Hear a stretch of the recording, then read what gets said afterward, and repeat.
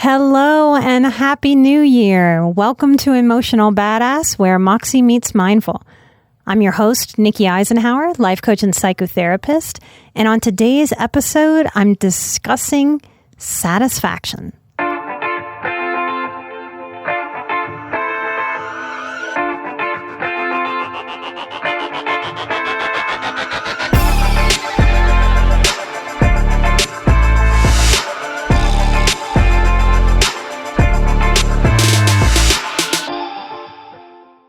I'm going to use one of my favorites to talk about satisfaction. It is a book called The Emotion Thesaurus. I've done a few episodes using it.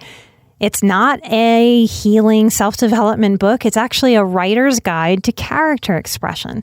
And I really, really love using tools that have nothing to do with mental health as we move through the world, because there are lessons available and around us. And when we bring a sense of curiosity, we learn, we grow, we expand. The authors are Angela Ackerman and Becca Puglisi, The Emotion Thesaurus. So I am pulling from page 136 to talk about satisfaction. Now, who doesn't want to feel satisfied, right? All of us. Satisfaction is defined as the state of being content or fulfilled. Now, early in my healing, I had to really acknowledge that I don't know if I had ever truly felt satisfied, or if I had felt glimmers of satisfaction, but I really didn't know how to feel a pervasive satisfaction about who I am as a person, or what my place is in this life, my role as a human, as a woman, as a divorced person, as a married person, as a college graduate, as a sister, as a daughter, as a survivor. So satisfaction is a really interesting thing to think about, to maybe journal on. What is your relationship with satisfaction? What do you want for yourself?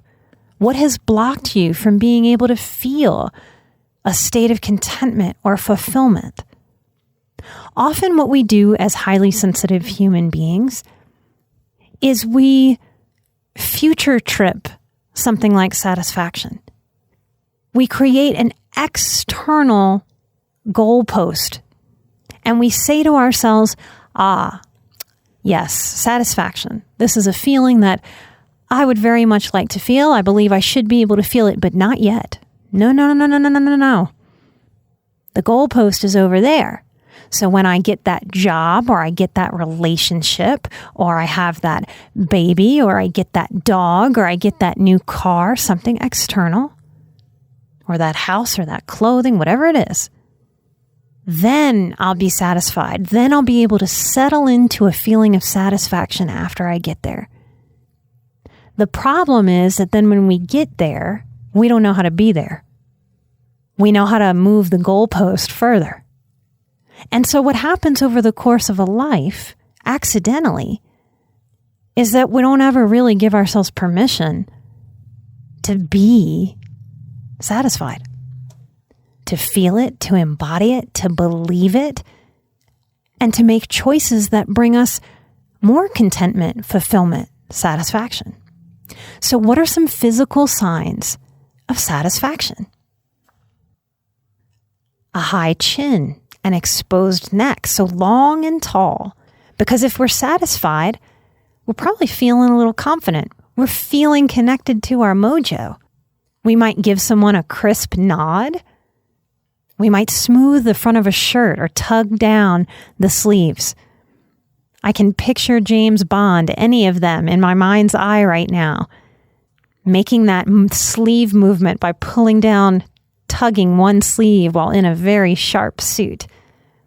That is a sign of, wow, I'm so satisfied. I look sharp right now. We might offer somebody a thumbs up.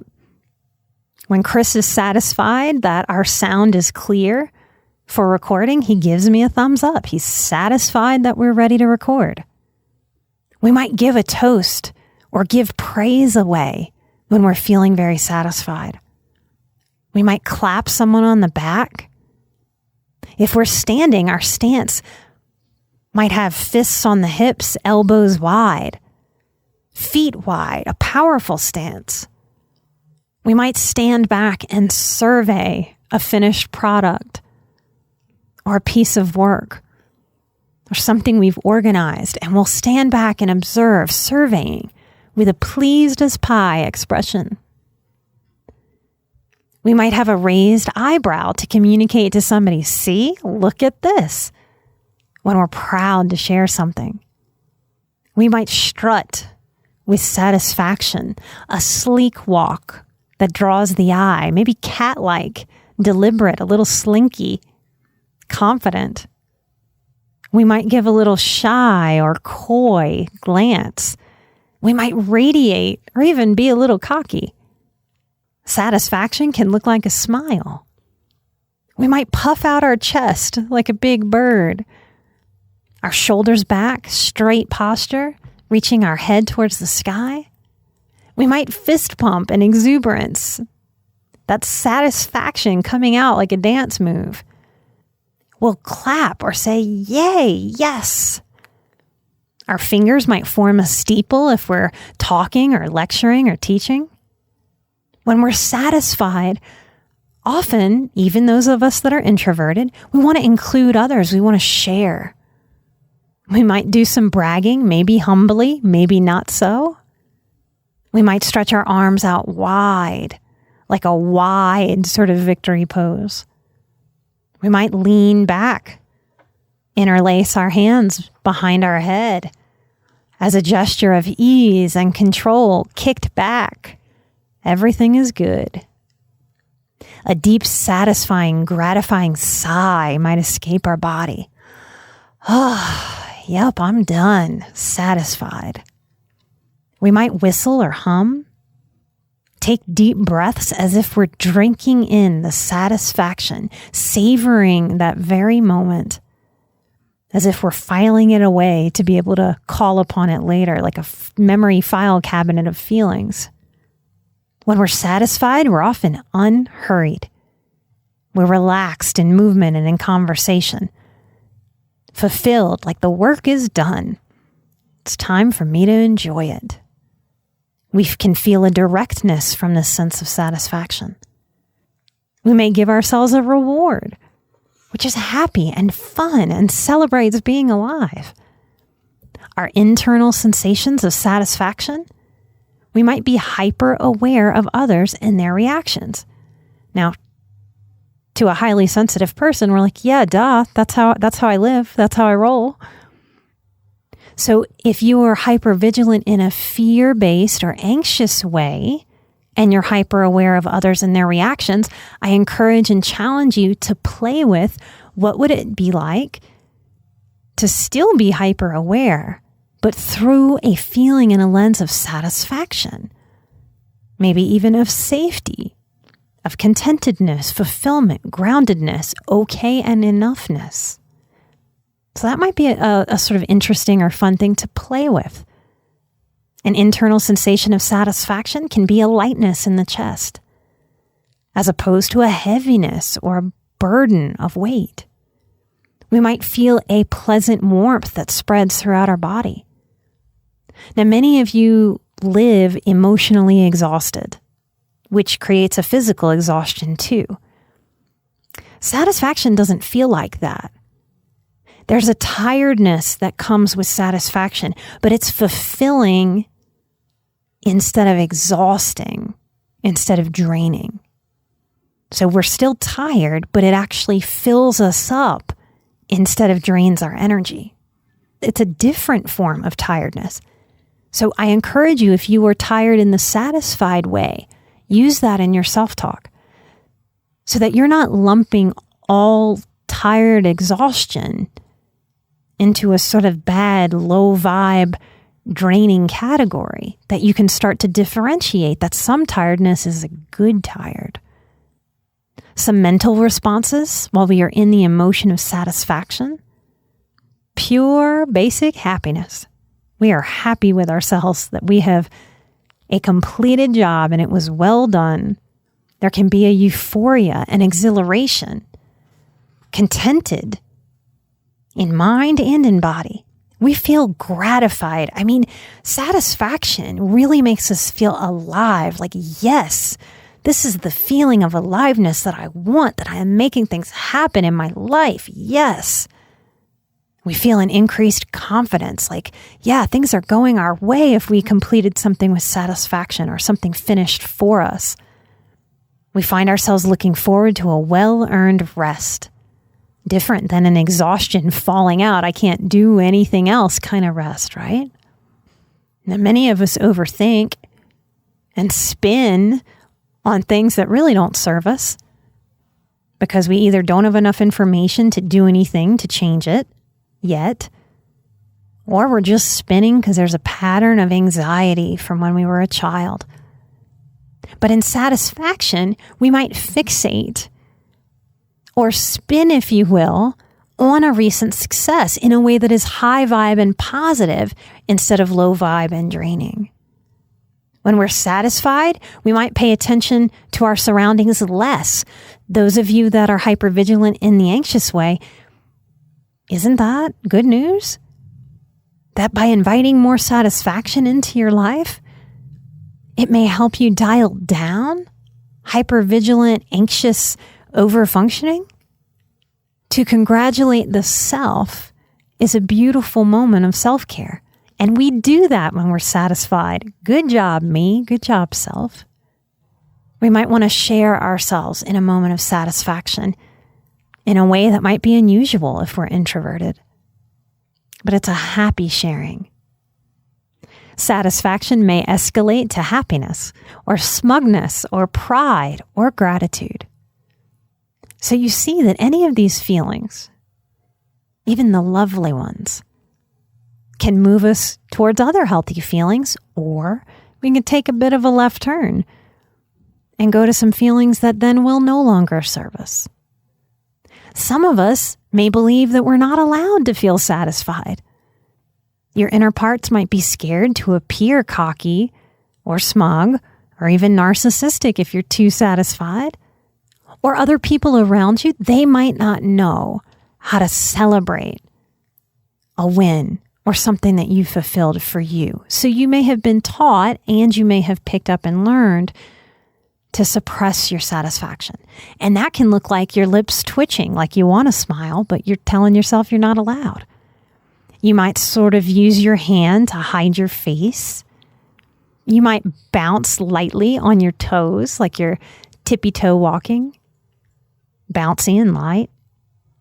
You might want to sneak away to tell somebody special the good news, to share a moment with someone you trust and that you love and that loves you. You might sit back in your chair and observe your office, your space, your home, your life, and bask in the satisfaction of such a moment. Now, I think there's a lot of wisdom in the next little part of the book that I want to share with you. I think maybe another therapist or coach would stop there, but I really want to share this with you because I think there's a lot of insight for those of you listening.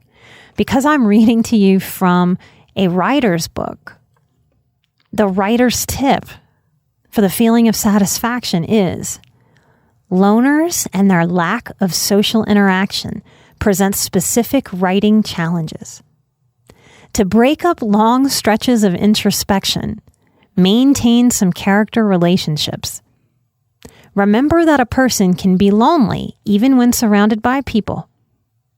Use the dialogue, dysfunction, and drama that go along with those relationships to keep the pace moving forward. So if we're writing a really interesting story, we want the drama. But when we're living our lives, most of us do not want the drama. I really like this sentence: to break up long stretches of introspection, maintain some character relationships. Does that apply to you in your life? Is that useful to think about? Do you need to break up long stretches of introspection? Do you just burn out your energy and get lost? Don't know what end is up, what way is down? I hope this was a fun way to invite the idea of bringing satisfaction in right now. I can muster satisfaction in having a good hair day. I can muster satisfaction in, oh, I just feel good in my body today. I'm satisfied. can muster satisfaction in the weather. If it's cold, I get to wear snuggly clothes. If it's hot, I get to wear light, easy breezy summer-like clothes. What happens if you allow, invite, and bring in with intention more and more satisfaction? Did you get enough time and opportunity to practice feeling satisfied in you and in life? Growing up, in your 20s, in the last few years? Is it weird or wild to think about something like satisfaction as a muscle you can flex? What if it's as simple as that? How might that influence this whole next 2022 year? I'm so excited about this coming year and the new things we have to offer, so stay tuned as we share more and more of what's coming in 2022 from Emotional Badass and me. Thank you for being our marketing team, sharing the show, buying shirts and mugs to support the show as y'all did over Christmas. Thank y'all so very much for all the ways that you show up. Come share any episode that's on the public feed from emotionalbadass.com. And know that you are always invited to join the growing community at patreon.com/emotionalbadass. We heal in layers and we heal over time, and I am so here for it, and I'm glad you are too. Light and love, and I will see you right here next time. I'm an emotional badass, you're an emotional badass, and together with satisfaction, we are where Moxie meets mindful. Bye-bye.